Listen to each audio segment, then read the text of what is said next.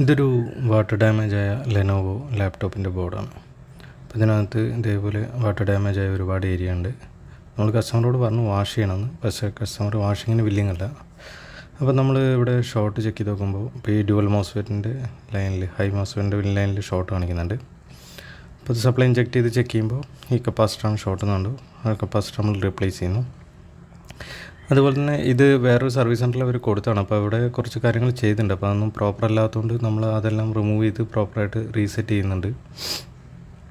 ഇപ്പോൾ നമ്മൾ പറയുന്നത് എന്താ വെച്ചാൽ വാട്ടർ ഡാമേജ് ആയുള്ള ബോർഡുകളാണെങ്കിൽ അത് മസ്റ്റായിട്ട് എന്ത് ചെയ്യണം, വാഷ് ചെയ്യണം. വാഷ് ചെയ്യുക, ഒന്നില്ലെങ്കിൽ നമ്മൾ അൾട്രാസോണിക് ക്ലീനർ ഉപയോഗിച്ച് ക്ലീൻ ചെയ്യുകയോ ചെയ്യണം. എന്നാൽ മാത്രമേ ആ ബോർഡിന് ലൈഫ് കിട്ടുള്ളൂ. ഇപ്പോൾ ഇത് തൽക്കാലം കസ്റ്റമർ ഇങ്ങനെ പറഞ്ഞ സ്ഥിതിക്ക് നമ്മളിപ്പോൾ ഈ ഭയങ്കരമായിട്ട് ഡാമേജുള്ള സ്ഥലത്ത് മൊത്തം ICs എല്ലാം റിമൂവ് ചെയ്ത് ട്രാക്കെല്ലാം കറക്റ്റായിട്ട് പ്രോപ്പറായിട്ട് സെറ്റ് ചെയ്തിട്ട് നമ്മൾ എന്ത് ചെയ്യണം, ചെയ്യാണ്. വാട്ടർ ഡാമേജ് ബോർഡുകൾ മസ്റ്റായിട്ട് നമ്മൾ എന്ത് ചെയ്യണം, വാഷ് ചെയ്യുക അല്ലെങ്കിൽ അൾട്രാസോണിക് ക്ലീനർ ഉപയോഗിച്ച് ക്ലീൻ ചെയ്യുകയും ചെയ്യുന്നത് നിർബന്ധമാണ്. നമ്മളിപ്പോൾ തൽക്കാലം ഇപ്പോൾ ഈ ബോർഡിൽ തന്നെ കറക്റ്റായിട്ട് വാഷൊന്നും ചെയ്യാതെ മാക്സിമം ഡാമേജുള്ള ഏരിയാസ് എല്ലാം ക്ലിയർ ചെയ്തിട്ട് നമ്മൾ എന്ത് ചെയ്തിട്ടുണ്ട്, സെറ്റ് ചെയ്തിട്ടുണ്ട്.